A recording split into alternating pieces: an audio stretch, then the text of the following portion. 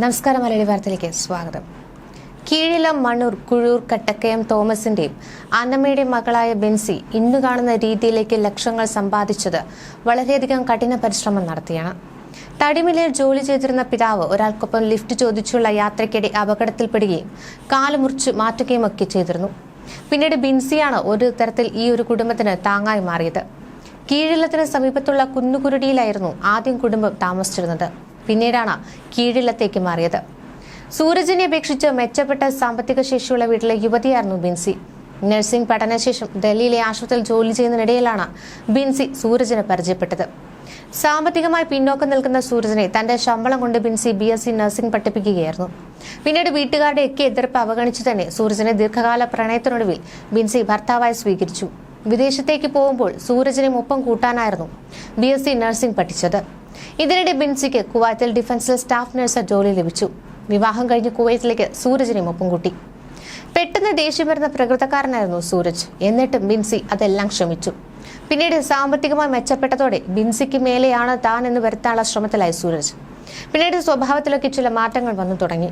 കുവൈത്തിൽ ഒരു കുടുംബത്തിന് ലഭിക്കാവുന്ന ഏറ്റവും ഉയർന്ന സാമ്പത്തിക ഭദ്രത ഉള്ളതായിരുന്നു ഇവരുടെ കുടുംബം. ഈ നിലയിലേക്ക് കുടുംബം എത്തിയത് ബിൻസിയുടെ കഠിനാധ്വാന ഫലമായിരുന്നു. എന്നാൽ സൂരജിന്റെ പെട്ടെന്നുള്ള ദേഷ്യവും പിടിവാശിയും എല്ലാം തകർത്തു. ഇണങ്ങിയും പിണങ്ങിയുമായിരുന്നു അവരുടെ ജീവിതം. ഇണക്കവും പിണക്കവും ഇല്ലാത്ത ദമ്പതികൾ ഉണ്ടാകില്ലല്ലോ. എന്നിട്ടും ഇത്തരമൊരു ദുരന്തമുണ്ടായതിന്റെ ഞെട്ടലിൽ നിന്നും ഇതുവരെ മോചിതരായിട്ടില്ല ഞങ്ങൾ. കുവൈറ്റ് അബ്ബാസിയയിലെ ഫ്ളാറ്റിൽ മരിച്ച നിലയിൽ കണ്ടെത്തിയ മലയാളി നഴ്സ് ദമ്പതികളുടെ സുഹൃത്തുക്കളിൽ ഒരാളുടേതാണ് ഈ ഹൃദയം നൊന്ത വാക്കുകൾ. കൂട്ടുകാർക്കും ഇരുവരും ജോലി ചെയ്യുന്ന സ്ഥാപനങ്ങളിലെ സഹപ്രവർത്തകർക്കും അധികൃതർക്കും ഒന്നും സൂരജിന്റെയും ബിൻസിയുടെയും വേർപാട് ഇതുവരെ വിശ്വസിക്കാനായിട്ടില്ല. ബിൻസിക്കെതിരെ ചിലർ പ്രചരിപ്പിക്കുന്ന തെറ്റായ കാര്യങ്ങൾ തങ്ങളെ കടുത്ത ദുഃഖത്തിനിടയിലും ഏറെ വേദനിപ്പിക്കുന്നുവെന്ന് പേര് പറയുവാൻ താല്പര്യമില്ലാത്ത ബിൻസിയുടെ ഉറ്റ സുഹൃത്ത് പ്രതികരിച്ചിട്ടുണ്ട്. എനിക്ക് ബിൻസിയെ കഴിഞ്ഞ 10 വർഷമായാണ് അടുത്തറിയാവുന്നത്. ഇടയ്ക്കിടെ സൂരജും ബിൻസിയും തമ്മിൽ പിണങ്ങുമായിരുന്നുവെങ്കിലും അത് അപ്പോൾ തന്നെ തീർന്ന ഒരു പ്രശ്നമായിരുന്നു. പിന്നീട് സന്തോഷത്തോടു കൂടി തന്നെ അത് മുന്നോട്ട് പോകും. നല്ലൊരു കുടുംബജീവിതം തന്നെയായിരുന്നു ഇരുവരും നയിച്ചിരുന്നത്. ഇണക്കവും പിണക്കവും അടക്കം എല്ലാം ബിൻസി എന്നോടും മറ്റു കൂട്ടുകാരികളോടും ഒക്കെ പങ്കുവെക്കുമായിരുന്നു. സൂരജിന് സംശയരോഗം ഉണ്ടായിരുന്നുവെന്ന പച്ചക്കള്ളം പലരും പ്രചരിപ്പിക്കുകയാണ്. വളരെ നല്ല വ്യക്തിയായിരുന്നു സൂരജ്. പക്ഷെ പെട്ടെന്ന് കോപം വരുന്ന സ്വഭാവക്കാരനായിരുന്നു. അത് ഞാൻ പലപ്പോഴും കണ്ടിട്ടുണ്ട്. ഓസ്ട്രേലിയയിലേക്ക് കുടിയേറാൻ ഇരുവരും ഒന്നിച്ചെടുത്ത തീരുമാനം തന്നെയായിരുന്നു. ഇതിനായി ബിൻസിയുടെ കഷ്ടപ്പാടുകൾ ഒക്കെ ഞങ്ങൾക്കറിയാം. പക്ഷേ ഒടുവിൽ സൂരജിന് അതിനോട് താല്പര്യമില്ലാതായി. ഇത് ബിൻസിയെ വളരെയധികം വിഷമിപ്പിച്ചു. നമുക്ക് ഓസ്ട്രേലിയയിലേക്ക് പോകണം ഓടി എന്നൊക്കെ ഇച്ചായൻ ഇപ്പോൾ ചോദിക്കുന്നുവെന്ന് അവൾ പറയുമായിരുന്നു. ഇത്രയും കഷ്ടപ്പെട്ടതല്ലേ ഞാൻ, എന്നിട്ട് ആ അവസരം എങ്ങനെ വേണ്ടെന്ന് വയ്ക്കുമെന്ന് ചോദിക്കുമായിരുന്നു. അല്ലാതെ അവർക്കിടയിൽ വേറൊരു പ്രശ്നവുമുണ്ടെന്ന് ഞങ്ങൾ കൂട്ടുകാർക്കിടയിൽ അറിയില്ല.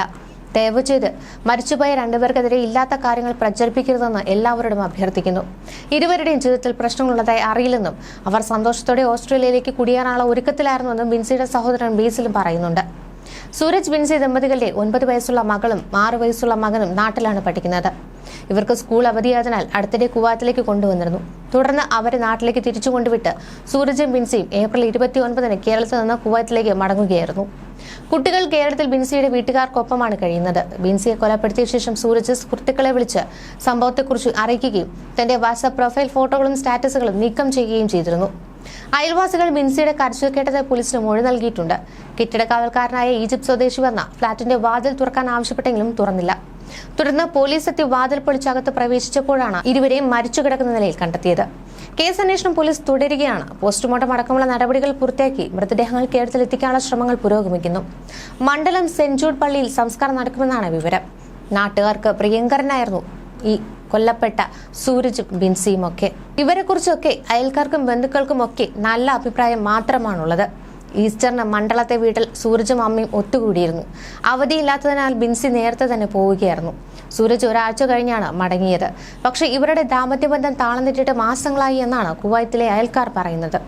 വഴിയിൽ വെച്ച് പോലും വഴക്കിടുന്ന സ്വഭാവത്തിൽ എത്തിയിരുന്നു ഇരുവരും. കുവൈത്തിലെ അബ്ബാസിയയിലെ ഫ്ളാറ്റിലാണ് ഇവർ കഴിഞ്ഞിരുന്നത്.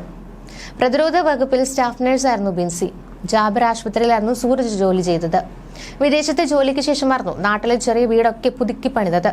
സഹോദരി സുമി കുവൈത്തിൽ ഇവരുടെ അടുത്തുള്ള സ്ഥലത്ത് തന്നെയാണ് ജോലി ചെയ്യുന്നത്. മറ്റൊരു സഹോദരി സുനിത ബംഗളൂരിലാണ്. സുനിതയുടെ കൂടെയാണ് അമ്മ തങ്കമ്മയുണ്ടായിരുന്നത്. സൂരജും കുടുംബവും നാട്ടിലെത്തിയാൽ അമ്മയും കൂടെ താമസിക്കും. സഹോദരിയുടെ സഹായത്താലാണ് കുവൈത്തിൽ സൂരജിന് ജോലി കിട്ടിയത്. പഠിക്കുന്ന കാലം മുതൽ ബിൻസിയുമായി പരിചയമുണ്ട്. അങ്ങനെയായിരുന്നു വിവാഹം നടന്നത്. രണ്ട് മക്കളെയും പെരുമ്പാവൂർ പുല്ലുവഴി സെയിന്റ് ജോസഫ് സ്കൂളിലായിരുന്നു ചേർത്തത്. ഓസ്ട്രേലിയയിൽ ഇരുവർക്കും ജോലി ശരിയായിരുന്നു. പിന്നീട് താമസം അങ്ങോട്ട് മാറ്റാനുള്ള ഒരു തയ്യാറെടുപ്പിൽ തന്നെയായിരുന്നു ഇരുവരും. നാട്ടിലെത്തിയാൽ പള്ളി പെരുന്നാളുകളിലും ഉത്സവങ്ങളിലും പങ്കെടുക്കും. ആവശ്യമായ സഹായവും നൽകും. ആദ്യകാല കുടിയേറ്റ കർഷകൻ പരേതനായ കുഴിയാത്തു ജോണിന്റെയും തങ്കമ്മയുടെ മകനാണ് സൂരജ്. കുവൈത്തിലുണ്ടായ ദാരുണ സംഭവം വിശ്വസിക്കാനാകാതെ കഴിയുകയാണ് നാട്ടുകാർ. ഇരുവരും തമ്മിൽ പലപ്പോഴും കലഹമുണ്ടാകുമായിരുന്നുവെന്നാണ് കുവൈത്തിലെ അയൽ വീട്ടുകാർ പറയുന്നത്. സംഭവ ദിവസവും വഴിയിൽ വെച്ചും ഇരുവരും തമ്മിൽ വഴക്കുണ്ടായിരുന്നു. ഈജിപ്തുകാരനായ കെയർടേക്കർ വന്ന വാതിൽ തുറന്നപ്പോഴാണ് കൊലപാതക വിവരം പുറംലോകം അറിയുന്നത്. ഇരുവരും നൈറ്റ് ഡ്യൂട്ടി കഴിഞ്ഞ് രാവിലെ ഫ്ളാറ്റിലെത്തിയതായിരുന്നെന്നാണ് സുഹൃത്തുക്കൾ പറയുന്നത്. രാത്രി ഷിഫ്റ്റിന് ശേഷം തർക്കമുണ്ടായത് സംശയമുണ്ട്. ദേഷ്യത്തിൽ സൂരജ് അവളെ കുത്തിയിരിക്കാം. സംഭവത്തിന് ശേഷം സൂരജ് കൂട്ടുകാരെ വിളിച്ചു.